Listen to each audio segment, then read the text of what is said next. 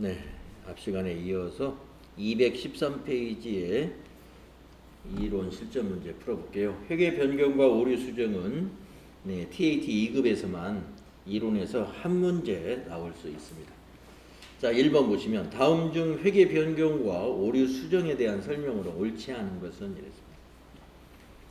자, 1번 보시면 회계 추정의 변경은 전진적으로 처리하고 회계 정책의 변경은 소급법으로 처리함을 원칙으로 한다. 자, 우리가 회계의 변경에 관한 얘기죠. 1번은. 자, 회계의 변경에는 추정의 변경과 정책의 변경이 있습니다. 그래서 추정의 변경은 전진법으로 처리하는 게 맞아요.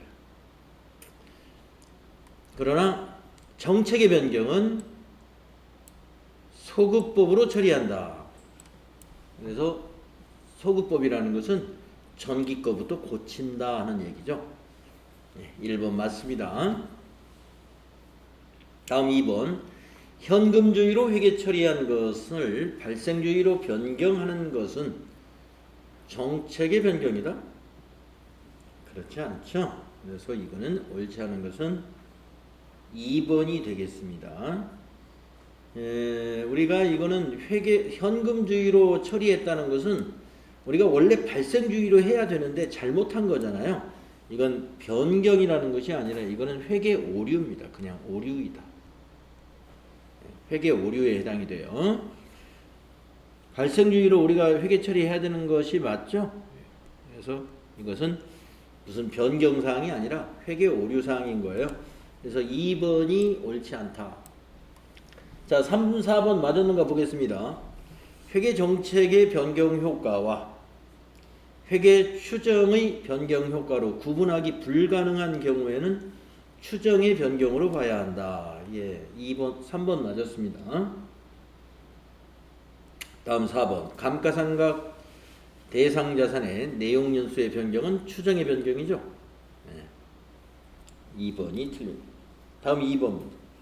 다음 중 회계 변경과 오류 수정에 대한 설명으로 옳지 않은 것은 자, 1번. 변경된 새로운 회계 정책은 소급 적용하여 그 누적 효과를 전기 2월 이익 잉여금에 반영한다. 맞았습니다. 우리가 소급 적용하게 되면 어떻게 될까요? 전기 거에서 이익 잉여금이 2월 된 이익 잉여금이 바뀌잖아요. 그래서 거기에 반영을 해야 됩니다. 다음에 2번. 전기 또는 그 이전 기간에 발생한 중대한 오류의 수정은 전기 2월 이익잉여금에 반영하고 관련 계정 잔액을 수정해야 되겠죠. 이것도 중대한 오류이니까 전기 거부터 고치는 것이니까 맞았습니다. 다음 3번. 재고자산의 회계 처리 방법을 선입선출법에서 평균법으로 변경하는 경우는 회계 변경에 따른 누적 효과를 계산하여 회계 변경 연도의 전기 2월 이익잉여금에 반영하고 비교 재무제표상의 전년도 및 그 이전의 재무제표는 평균법으로 재작성하여 보고한다. 그렇습니다. 왜 그러냐 하면은 우리가 선입선출법에서 평균법으로 변경한다는 것은 재고자산 평가 방법이죠. 재고자산의 평가 방법은 정책의 변경에 해당이 됩니다. 이 변경은 정책의 변경이에요. 정책의 변경은 소급 적용한다라고 우리 배웠죠. 소급 적용하기 때문에 우리가 이렇게 다 바꿔야 됩니다. 그 전 것들을. 그래서 3번이 맞았어요. 그러면 4번이 틀렸나요?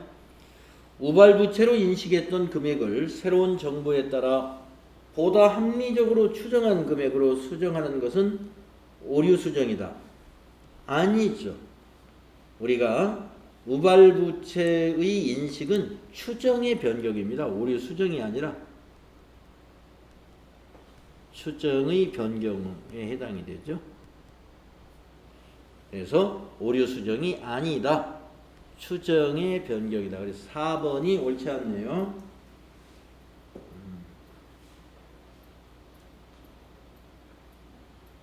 2번은 4번이 틀렸다. 다음 3번 문제 볼게요. 주식회사 한공은 2020년 초에 주식 발행을 통해서 8만 원의 자금을 조달했습니다. 주식은 액면 발행되었으며 다음과 같이 분개했어요. 왜 차입금으로 했죠? 잘못했죠? 주식을 발행한 건 차입금이 아니니까. 자, 주식회사 한공의 회계 담당자는 2020년도에 회계 기록을 마감하기 전에 위와 같은 오류를 발견했습니다. 이 오류를 수정하기 위한 분개로 옳은 것은 마감하기 전에 발견했으면 이 차입금 어떻게 돼요? 차변에 와서 없애버리고 대변에다가 자본금으로 하면 되죠. 그렇죠? 차입금 잘못 대변에 부채 증가를 잘못 시켰으니까 이걸 차변에 기록해가지고 없애버려야죠. 그리고 대변에 자본금 이렇게 고치면 됩니다. 마감하기 전 수정하는 것. 그 답이 2번으로 수정하시면 돼요. 이해하셨죠? 네. 자, 다음에 4번 문제. 다음 그림은 주식회사 한공의 회계 담당자 간의 대화이다. 아래의 가나다에 들어갈 내용으로 옳은 것은 이랬습니다. 최 과장이 금년에 재고자산의 단위당 원가가 전년도에 비해서 상승한 이유가 있나요? 단가가 상승했대요. 재고자산의 평가 방법을 올해부터 총평균법에서 선입선출법으로 변경하였기 때문입니다. 그러니까 변경으로 인한 효과를 어떻게 계산해야 하나요?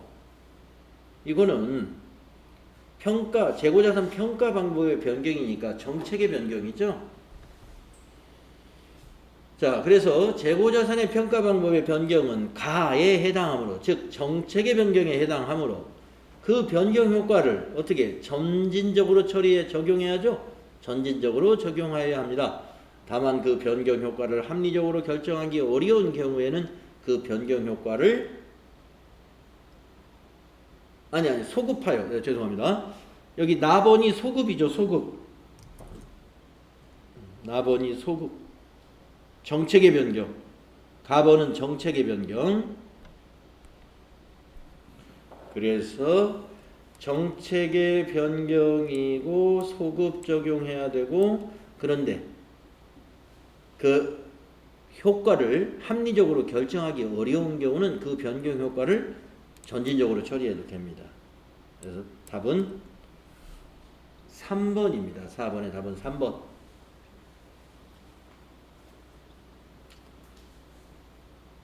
맞죠? 자, 이제 내부통제제도 문제 한번 보겠습니다. 내부통제제도에서 TAT 2급에서 뭐 나온다면 이것도 FAT 1급에서도 한 문제 나오는 거죠. 자, 1번 내부통제제도의 목적에 해당하지 않는 거 4번이네요. 이 세 가지 나머지 세 개는 목적인 거 여러분 잘 알죠? 다음에 2번 내부통제제도의 구성요소에 해당하지 않는 거 고객관계네요. 네. 우리 내부통제제도의 구성요소, 내부통제제도의 구성요소 5가지 여러분 기억하시고 있을 거예요. 다음에 3번 다음 중 내부통제제도의 효과와 한계에 대한 설명으로 옳지 않은 것은 한번 찾아볼까요? 1번 효과적인 내부통제제도는 경영진의 업무 성과를 측정하는 데 기여할 수 있습니다. 효과적인 내부통제제도는 직원의 위법 행위를 신속히 발견할 수 있겠죠. 3번 효과적인 내부통제제도를 통해서 모든 위험을 통제할 수 있다. 틀렸습니다. 모든 건 안 됩니다. 그래서 3번이 한계를 인정하지 않았기 때문에 3번이 여기선 옳지 않다. 다음에 4번 다음 중 내부 회계관리제도에 대한 설명으로 옳지 않은 것은 1번 내부 회계관리제도는 운영 목적이나 법규 준수 목적과 관련된 통제 절차를 포함해야죠. 포함하지 않는다가 틀렸네요. 옳지 않은 것은 1번이 틀렸습니다. 포함해야 합니다. 그 다음에 5번 문제 볼까요? 다음 중 내부 회계관리제도에 대한 설명으로 옳지 않은 것은 또 옳지 않은 거 회계관리제도 1번 자산보호와 관련된 통제는 승인되지 않은 자산의 취득 등을 예방 적발하는 체계를 말한다. 맞았습니다. 부정방지 프로그램은 부정을 예방 적발하는 체계를 포함한다. 맞았습니다. 경영진의 권한남용에 대한 부정방지 프로그램이 없는 경우 통제상 중요한 취약점이 된다. 맞았습니다. 재고 실사를 통해 자산의 도난이나 분실을 완전히 막을 수 있다. 그렇지 않죠. 예방할 수는 있겠지만 완전히 막을 수 있는 건 없습니다. 그래서 4번이 옳지 않다. 다음 6번. 내부 회계관리 제도에 대한 설명으로 옳지 않은 것은, 또 옳지 않은 거 찾는 거죠. 1번. 이사회는 경영진의 설계 운영에는 이사회는 경영진이 설계 운영하는 내부 회계관리 제도 전반에 대한 감독 책임을 진다.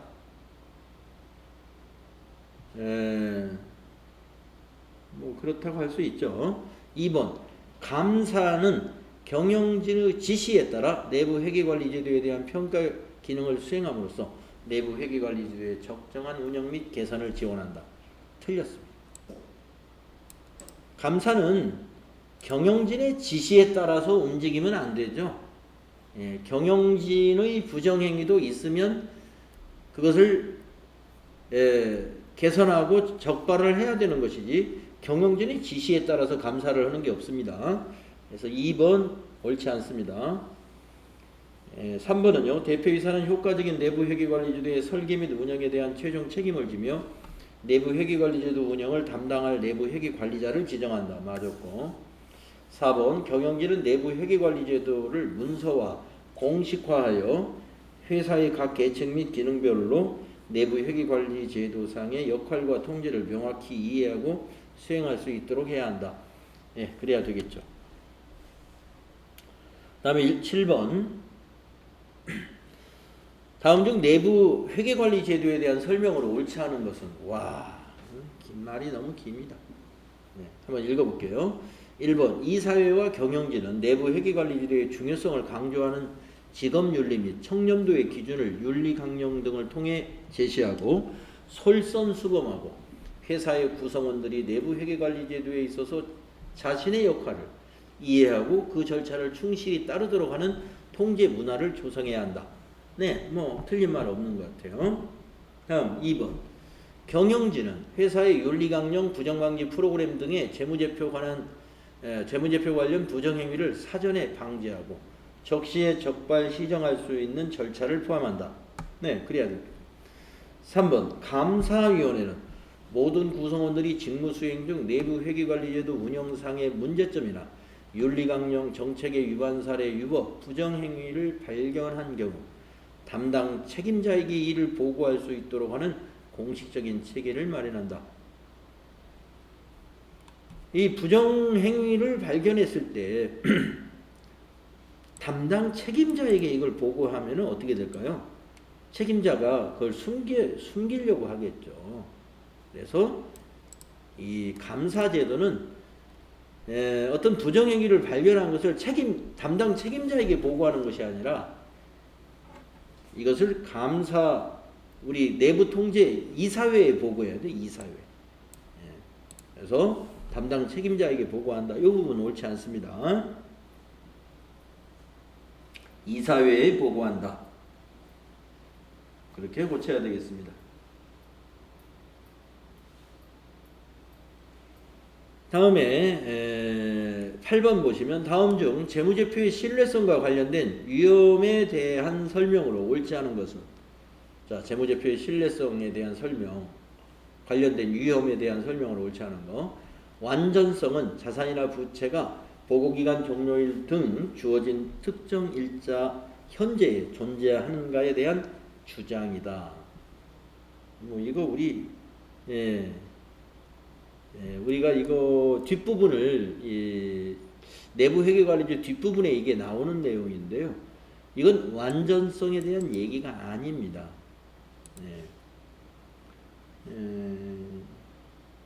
실제성이라는 거죠. 이건 현재 존재하느냐, 특정 일자에 현재 자산과 부채가 존재하는가에 대한 이야기는 완전성을 얘기하는 것이 아니라 이거는 실제성이라는 거예요. 실제성에 대한 얘기였습니다. 그래서 1번이 옳지 않다. 나머지 2, 3, 4 맞는 거고요. 다음에 이제 9번 문제 볼까요? 다음 중 내부 회계관리제도에 대한 설명으로 옳지 않은 것은, 자 1번 경영진은 재무제표의 신뢰성을 확보하기 위하여 재무정보뿐만 아니라 재무제표에 영향을 미칠 수 있는 비재무정보도 적절하게 수집, 유지, 관리한다. 네, 그래야 되겠습니다. 다음에 2번 경영진은 내부 회계관리제도의 효과적인 운영과 이와 관련된 효율적 의사결정을 위해 신뢰성 있는 회계정보를 제공할 수 있는 정보 시스템을 구축한다. 그래야 되겠죠. 3번 경영진은 회사의 구성원들이 내부 회계관리제도상 책임있는 임무와 관련된 정책 및 절차를 충분히 이해하고 준수할 수 있도록 하고 관련된 정보가 해당 구성원에게 효과적으로 전달될 수 있는 의사소통 경로를 마련한다. 예, 맞습니다. 4번 경영진은 하향의 의사소통 경로 중심으로 통제 장치를 마련해야 한다. 하향식 의사소통이라는 거죠. 하향식 의사소통이라는 말은 위에서 밑에다가 지시만 하는 것을 우리가 하향식 의사라고 하는데요. 이거 하향식과 상향식 동시에 이루어져야 됩니다. 그래서 4번이 잘못됐다.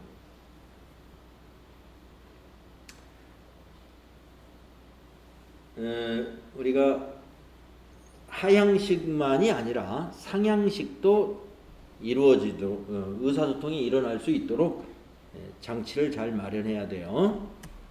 4번이 틀린 겁니다. 다음에 10번 문제 보겠습니다.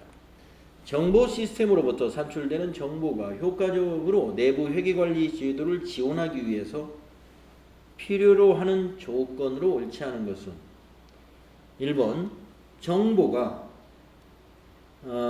관련 의사결정 목적에 부합하여야 한다. 예, 목적적 합성 맞고요. 2번 정보가 적시에 사용 가능해야 한다. 적시성 맞고요. 3번 정보가 최신의 것이어야 한다. 최신성 네 맞고요. 4번 관련 정보에 대한 접근을 통제하여야 한다. 예, 이거는 통제하여야 한다는 것은 통제성이 아니라 통제성이 아니라 접근 가능성.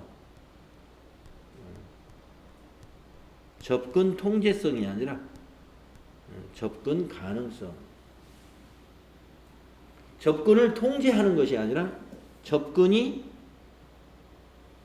관련 정보에 대한 접근이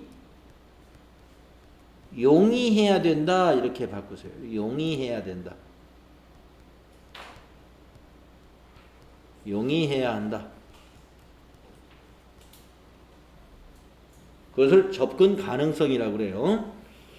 그래서 4번을 우리가 이건 잘못 옳지 않은 것이다 이겁니다. 관련 정보에 대한 접근이 용이해야 한다. 이것은 접근 가능성에 대한 이야기입니다. 자, 이렇게 해서 우리가 이 내부 통제 제도에 대한 문제를 풀어봤고요. 이제 부가가치세 문제 한번 풀어볼까요? 자, 부가가치세 특징. 이건 우리 여러분 잘 알죠. 국가가 부과하는 조세이므로 국세 맞았고, 납세 의무자는 부가가치세법상 사업자이나 담세자는 최종 소비자이다 맞았고, 매출세액에서 매입세액을 차감하여 납부세액을 계산하는 전단계 세액공제법 맞았고, 납세 의무자의 부양가족 수의 인적사항을 고려하는 인세 이게 틀렸네요. 네, 이것은 소득세이죠. 4번은 소득세. 다음 2번 우리나라 부가가치세 특징에 대한 설명으로 옳지 않은 거. 1번 중간 유통 단계에서는 과세하지 않고 최종 소비자에게 공급하는 단계에서만 과세한다. 아니죠. 유통 단계마다 과세를 하고 있죠. 1번 틀렸습니다. 다음 3번 부가가치세의 납세 의무에 대한 설명으로 옳은 것은 1번 영세율이 적용되는 사업자는 매출세액이 발생하지 않으므로 납세 의무자가 아니다. 틀렸습니다. 영세율 납세 의무자입니다. 2번 재화를 수입하는 비사업자는 납세 의무자가 아니다. 틀렸습니다. 비사업자도 수입하는 경우는 납세 의무가 있습니다. 3번 영리 목적 없이 사업상 독립적으로 용역을 공급하는 자는 납세 의무자이다. 그렇습니다. 우리가 사업상 독립적으로 용역을 공급했다라고 하면은 그건 납세 의무자가 되죠. 그래서 옳은 것은 3번인가요? 네. 3번이 옳은 것이었습니다. 나머지는 틀렸다. 다음 4번 문제 보겠습니다. 다음 중 부가가치세 과세기간에 대한 설명으로 옳지 않은 것은 1. 간이과세자의 과세기간은 1월 1일부터 12월 30일까지. 맞았죠. 2번 일반 과세자는 관할 세무서장에 신고하여 과세기간을 변경할 수 있나요? 못하죠. 과세기간 변경은 신고해서 하는 게 아닙니다. 2번이 옳지 않다. 자, 다음 페이지 5번 문제. 박세무 씨는 2020년 2월 22일에 간이사업자로 사업을 개시하였다. 박세무 씨의 부가가치세법상 2020년 과세기간은 간이과세자니까 사업 개시일부터 시작해서 12월 31일까지가 과세기간이 되겠습니다. 그래서 4번이죠. 다음 6번. 다음 중 부가가치세법상 납세지에 관한 설명으로 가장 옳지 않은 것. 부동산 임대업의 경우 부동산의 등기부상 소재지가 사업장이다. 맞았습니다. 재화를 공급하는 박람회장은 별도의 사업장이다. 틀렸습니다. 박람회장은 사업장으로 보지 않습니다. 2번이 틀렸습니다. 다음 7번. 다음 중 부가가치세법에 대한 설명으로 옳은 것은 1번 부동산 매매업을 하는 개인사업자의 사업장은 사업에 관한 업무를 총괄하는 장소. 맞았습니다. 사업장이 2개 이상인 경우 사업자 단위 과세가 적용된다. 신고에 의해서 하는 것이죠. 신고에 의해서. 그래서 옳은 것, 그러니까 1번이 옳았나요? 1번. 예, 옳은 것은 1번이 맞았어요. 자, 2번은요. 사업장이 2개 이상인 경우 사업자 단위 과세가 자동 적용되는 게 아닙니다. 왜 그러죠? 신고에 의해서 해야 되죠. 예. 신고해야만 적용되는 거고, 그 다음에 직매장은 사업장이 아니다. 직매장은 사업장입니다. 예, 하치장이 사업장이 아니죠. 그 다음에 4번 주사업장 총괄 납부를 신청한 경우에 주된 사업장에서 부가가치세를 총괄하여 납부할 수 있는 것이지 신고까지는 안 됩니다. 신고는 사업장별로 해야 되죠. 그래서 4번도 틀렸죠. 다음 8번 부가가치세에 대한 설명으로 옳지 않은 것은, 자, 법인이 주사업장 총괄 납부를 하려는 경우 지점을 주된 사업장으로 할 수도 있죠. 네. 1번은 맞습니다. 2번 신규로 사업을 시작하려는 자는 사업 개시일 전에는 사업자 등록을 신청할 수, 개시일 전에는이 아니라 도로 바꿔야 되겠네요. 개시일 전에도 사업자 등록을 신청할 수 있다. 그러면 맞는 거예요. 다음 3번 사업장을 이전하는 경우 세무서장은 사업자 등록 변경 신청일 당일에 사업자 등록을 재발급해야 한다. 아니죠. 당일이 아니라 3일이죠. 3일. 당일에 하는 것은 상호 변경입니다. 그래서 옳지 않은 것은 3번입니다. 3일 이내에 재발급하면 되죠. 다음 9번 사업자 등록 정정신고서를 세무서장에게 제출한 경우 세무서장이 신청일 당일에 사업자 등록증을 재발급해야 하는 변경 사유는 4번이죠. 상호 변경. 자, 다음 페이지. 다음 중 부가가치세가 과세되는 재화 및 용역에 해당하는 것으로 옳은 것은 부동산 임대업을 하는 사업자가 특수관계인에게 건물을 사무실로 무상으로 임대하는 것. 이거 과세되죠? 예, 1번입니다. 답이. 다음 2번 다음 중 부가가치세법상 재화의 공급인 것은 현물출자 재화의 공급이죠. 예, 1번입니다. 현물출자는 재화의 공급이 돼요. 네, 다음에 3번 과세사업자인 주식회사 한공의 다음 거래 중 부가가치세 과세거래는 담보 목적으로 아니죠. 매입세 공제를 받지 못한 재화를 거래처에 증정했다. 매입세 공제 안 받았기 때문에 거래처 증정한 경우에도 사업상 증여로 보지 않습니다. 답은 특수관계인에게 사업용 부동산을 무상으로 임대하는 경우는 과세되죠. 건물을 교환하는 경우 교환거래죠. 과세됩니다. 달아 3번이 답입니다. 다음 4번 문제 보세요. 다음 거래에 대한 부가가치세법상 설명으로 옳지 않은 것은 자, 주식회사 한공은 올해 컴퓨터 50대를 생산해서 20대를 거래처에 판매하고 설 선물로 종업원들에게 일부 거래처에 설 선물로 종업원들과 일부 거래처에 각각 10대씩 무상 제공을 했네요. 그리고 창구에 보관 중인 10대는 은행에 담보로 제공했답니다. 담보 제공은 공급이 아닙니다. 자, 1번부터 보겠습니다. 거래처의 20대 판매, 재화의 공급이다. 당연한 말씀. 2번, 종업원 10대 선물, 재화의 개인적 공급이다. 맞습니다. 거래처의 10대 선물, 사업상 증여이다. 맞습니다. 10대 담보 제공, 재화의 공급 아닙니다. 예, 그래서 옳지 않은 것은 4번이었습니다. 다음 5번. 다음 중 부가가치세 과세대상 재화의 공급으로 옳지 않은 거죠. 상품의 장기할부 판매는 재화의 공급이죠. 제품의 교환거래도 재화의 공급입니다. 부동산의 근저당 설정은 공급이 아니죠. 옳지 않습니다. 3번. 다음에 6번. 사업자가 매입세 공제를 받은 재화를 다음과 같은 용도로 사용하는 경우 부가가치세 과세거래에 해당하는 것. 견본품은 과세가 아닙니다. 면세 사업을 위해서 사용했다. 이건 과세죠. 예, 부가가치세 공제받은 것을 면세 사업을 위해서 사용하면은 자가공급으로 봅니다. 2번.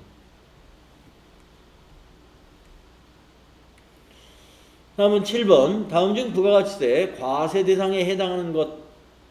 양도담보의 목적 과세 아니죠. 공급이 아닙니다. 1번은. 2번 민사집행법 이거 공급 아닙니다. 3번 사업장별로 그 사업에 대한 모든 권리와 양도를 포괄적으로 승계하는 거 이거 공급으로 보지 않죠. 건물을 현물출자. 건물 현물출자는 과세가 됩니다. 그래서 4번이 답입니다. 다음 8번. 부가가치세법상 재화의 공급이 아닌 것은 동종업자로부터 차용한 원재료를 사용 소비하고 동종의 원재료를 반환하는 경우 교환거래. 2번. 상표권을 과세사업과 관련하여 양도하는 경우 재화의 공급. 여러분 상표권이 무형자산이죠? 양도하면 재화의 공급이고 임대하면 용역의 공급입니다. 이거 정리했죠. 3번. 건설업자가 건설자재 전부를 부담하는 건설업은 용역의 공급입니다. 그래서 답이 3번이네요. 3번은 용역의 공급에 해당이 돼요. 재화의 공급이 아닙니다. 다음 9번.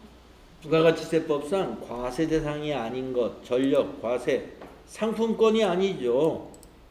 상품권은 과세하지 않습니다. 다음 10번. 부가가치세법상 재화와 용역의 공급에 대한 설명이다. 가장 옳지 않은 것은 1번. 특수관계인에게 사업용 부동산을 무상으로 임대하는 경우에는 용역의 공급으로 보지 아니한다가 아니라 봐야 됩니다. 용역의 공급으로 본다. 그래서 옳지 않습니다. 1번이. 1번이 틀렸어요. 다음 11번. 부가가치 세법에 대한 설명 중 옳지 않은 것은 이랬습니다. 고용관계에 의하여 근로를 제공하는 것은 용역의 공급이 아니다. 그렇죠? 음반과 음반의 수록의 해설 책자를 공급하는 경우 과세거래이다. 그렇습니다. 음반이 과세 제와이거든요. 예, 그러면 해설 책자는 어떻게 돼요? 면세란 말이에요. 그러나 주된 공급에 따라서 과세로 적용이 되는 거예요. 다음에 3번. 광고 선전용으로 불특정 다수에게 배포하는 광고 선전물은 제와의 공급으로 안 봅니다.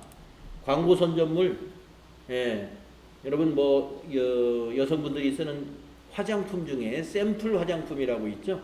샘플 화장품은 이렇게 광고용으로 나눠주잖아요. 그거 과세하지 않아요.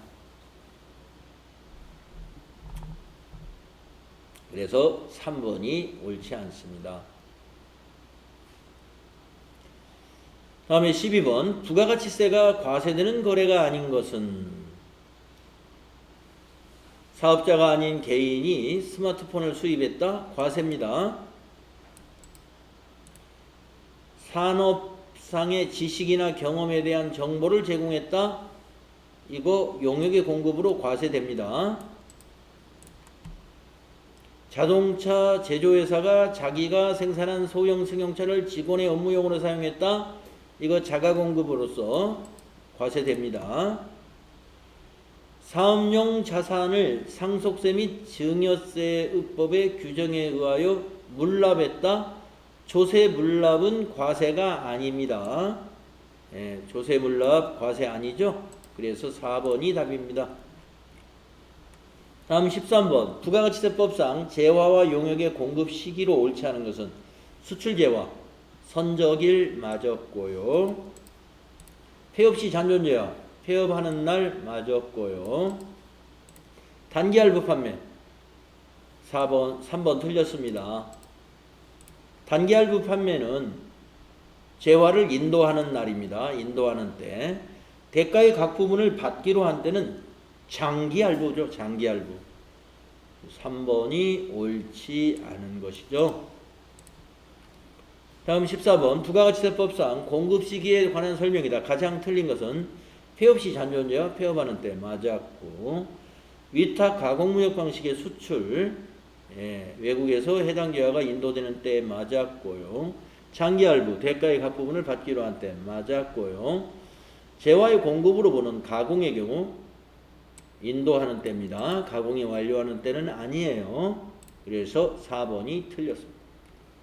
다음 15번. 부가가치세법상 공급 시기와 공급 장소에 대한 설명 중 가장 옳지 않은 것은 1번. 무인 판매기를 이용하여 재화를 공급하는 경우 사업자가 무인 판매기에서 현금을 꺼내는 때를 공급 시기로 본다. 맞았고요. 상품권을 현금으로 판매하고 그 후 상품권에 의하여 현물과 교환하는 경우에는 상품권이 인도되는 때를 공급 시기로 본다. 현물과 교환하는 경우에 공급 시기로 본다는 거 맞아요. 그런데 이게 지금 말이 그 말인가요? 상품권을 현금으로 판매하고 그 후 상품권에 의하여 현물과 교환하는 경우에는 이게 틀렸네. 상품권이 인도되는 때가 아니고 뒤에 있는 거예요. 이거. 현물과 교환하는 때, 현물과 교환하는 때가 공급 시기죠. 그래서 2번이 틀렸네요. 네, 그래서 15번은 2번이 틀린 겁니다. 자, 다음은 영세율과 면세 문제 1번. 부가가치세가 면세되지 않는 항목 자동차 대여 면세 아닙니다. 1번.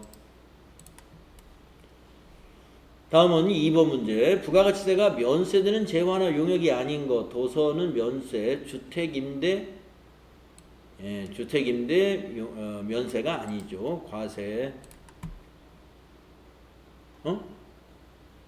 이거 면세. 죄송합니다. 주택이니까. 예, 주택이라는 것은 예, 내가 살던 집, 주택의 임대는 임대금액은 면세. 4번이네 4번. 프로농구 입장권이 과세죠. 프로농구. 다음에 3번. 부가가치세 면세에 해당하는 금액을 산출하면 얼마냐. 연탄 무연탄 면세입니다. 시내버스 면세입니다. 신문사의 광고이군요. 광고는 과세고요. 예, 우표, 수집용 우표는 과세죠. 그래서 30만 원이 답입니다. 다음 4번. 다음 중 부가가치세 면세에 해당하는 금액을 산출하면 얼마냐? 면세 또 더해볼까요? 중국산 콩. 이야, 근데 이게 좀 애매하다. 이 콩이 식용이어야 면세인데 비식용은 과세인데 이게 애매하네요. 일단 그거 제껴놓고 고속철도 과세, 수집용우표 과세, 도서대여 면세. 그러면 7만 원짜리는 보기에 없으니까 중국산 콩을 식용으로 여러분 가로 속에 식용이라고 써야 돼요. 그래서 답이 3번이 되겠네요. 일단 7만 원짜리는 다 보기에 없으니까 3번은 중국산 콩을 식용으로 가정을 해야 됩니다. 비식용은 과세예요. 자, 다음 5번. 부가가치세 면세에 해당하는 것을 모두 고른 것은 토지 면세, 국민주택 면세, 수돗물 면세. 착화탄이라는 건요, 번개탄이라고 하는 겁니다. 이건 과세입니다. 그래서 가나다 3번이 답입니다. 자, 다음 6번 문제. 부가가치세가 면세되는 재화 또는 용역을 공급을 모두 고르면 면세를 다 골라볼까요? 미가공 국내산 식료품 면세. 미가공 비식용 식료품은 외국산이니까 과세. 우등고수 과세. 토지는 면세. 박물관 입장 면세. 그래서 3개입니다. 가라마 2번이 답입니다. 다음 7번. 부가가치세법상 영세율에 대한 설명으로 옳지 않은 거. 영세율은 완전면세 맞죠? 영세율은 부가가치세 세부담의 역진성 완화가 아니죠? 예, 소비지급 과세 원칙이죠. 이거는 역진성 완화는 면세제도입니다. 그래서 옳지 않은 것은 2번입니다. 다음 8번. 부가가치세법상 영세율이 적용되는 재화 또는 용역이 아닌 것은 중개무역 방식에 의해 국외에서 국외로 인도 또는 양도되는 재화 수출입니다. 수출업자가 대행 위탁 수출을 하고 받는 수출 대행 수수료, 이것은 영세율이 아닙니다. 수출 대행 수수료는 영세율이 아니에요. 그래서 2번. 다음 중 부가가치세법상 영세율이 적용되는 거래로 볼 수 없는 것. 수출품 생산업자가 대행 위탁 수출을 통해 공급하는 재화. 네, 이건 영세율입니다. 거주자가 국외에서 제공하는 용역, 영세율입니다. 국내에서 주재하는 외국 정부기관에 공급하는 재화, 영세율입니다. 사업자가 외국의 거래업체에 증여하기 위하여 무상으로 반출하는 견본품, 견본품은 공급으로 보지 않습니다. 그래서 영세율 거래라고도 보지 않아요. 그래서 답은 4번. 공급으로 보지 않는 겁니다. 4번. 다음 10번. 부가가치세법상 영세율과 면세에 대한 설명이다. 옳은 것은 면세제도는 원칙적으로 소비지급과세 원칙을 구현하기 위한 제도이다. 틀렸네요. 옳은 것 찾으라고 그랬나요? 예. 1번은 영세율을 말한 거죠. 다음 2번. 면세사업자는 매입세액을 공제받을 수 있다? 안 됩니다. 매입세액 공제는 영세율 사업자가 받는 거죠. 다음 3번. 면세대상 재화를 수출하는 경우 영세율을 적용받기 위해서는 면세 포기 신고해야 한다. 이게 맞았네요. 답이 3번이 되겠습니다. 다음에 11번 가봅니다. 부가가치세법상 영세율과 면세에 대한 설명 중 옳은 것을 모두 고르면 가번 영세율은 부가가치세의 역진성을 틀렸습니다. 틀렸습니다. 역진성은 영세율이 아니에요. 다음 나번 면세사업자도 부가가치세가 과세되는 재화 또는 용역을 공급받는 경우 때에는 그에 대한 부가가치세를 부담하여야 한다. 그렇죠. 면세사업자도 공급받을 때 부가가치세 부담합니다. 나번은 맞았습니다. 다번 영세율 적용 대상 재화만 공급할 경우 납부할 세액이 없으므로 부가가치세 신고를 하지 않아도 된다. 영세율 적용 대상자는 부가가치세 신고해야 합니다. 틀렸어요. 그 다음에 라번 면세되는 재화 또는 용역의 공급에 필수적으로 부수되는 재화 또는 용역의 공급을 면세되는 재화 또는 용역의 공급에 포함되는 것으로 본다.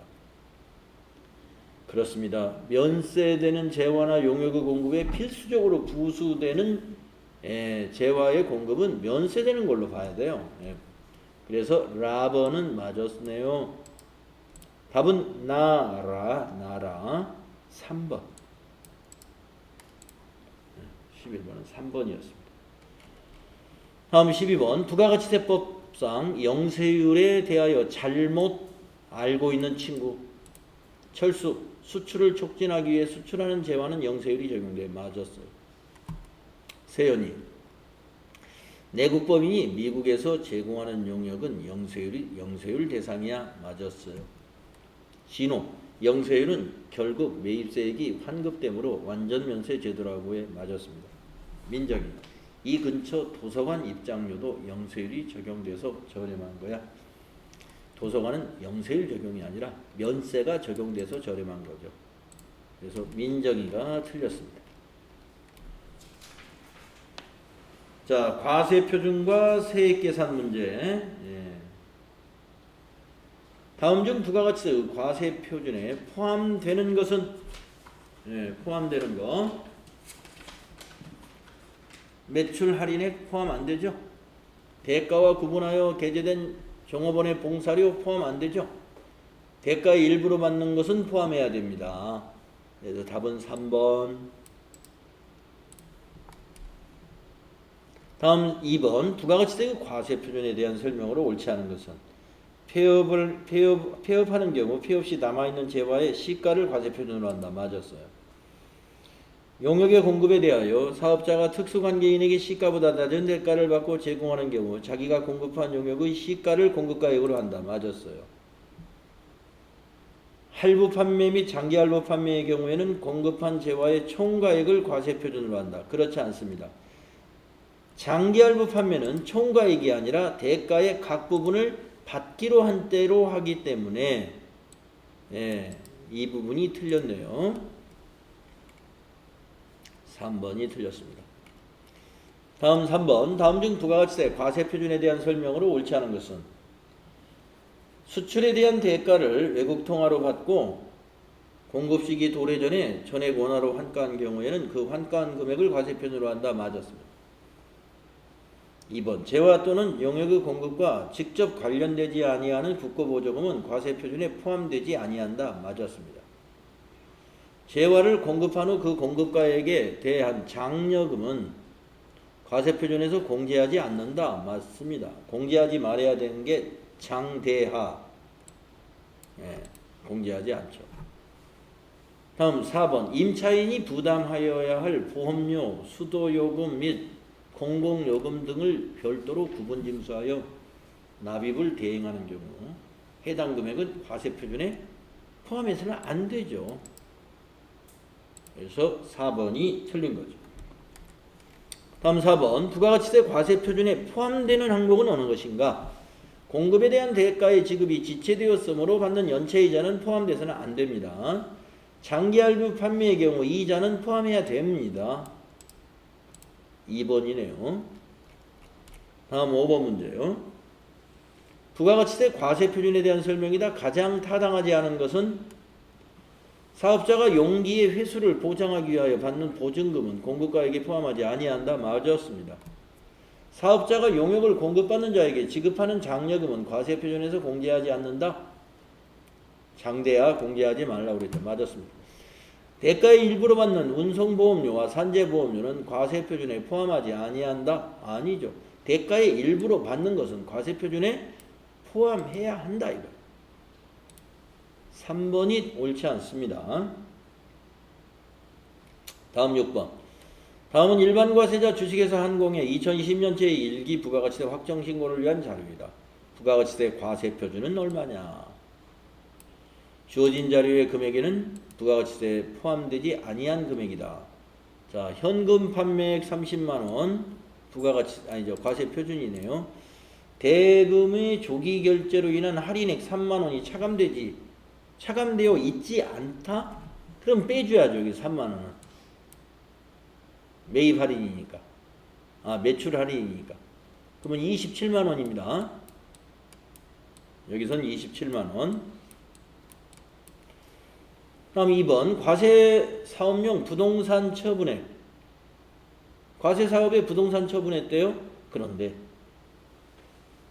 토지는 과세표준 아니에요. 건물만. 토지는 면세니까 건물만 과세표준입니다. 자, 80만원과 27만원, 107만원, 1번이 답이네요. 6번은 1번이에요. 다음 7번.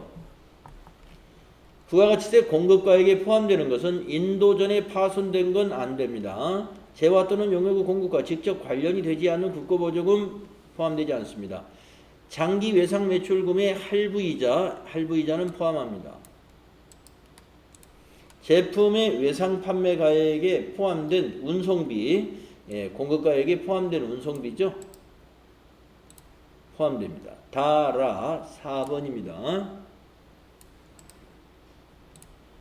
다음 8번. 다음은 부가가치세 사업자인 주식회사 한공의 제1기 예정신고기간의 거래 내용입니다. 과세표준은 얼마냐? 과세표준. 상품 매출액 과세표준입니다. 거래처에 제공한 판매 장려품 사업상 증여 과세표준입니다. 수출액 과세표준입니다. 토지매각 면세니까 과세표준 아닙니다. 그래서 3번이네요. 다음은 9번. 공제받지 못할 매입세액이 아닌 것은 거래처 증정 목적의 시기에 공제받지 못하죠. 직원 회식과 관련된 매입세액 이건 공제받습니다.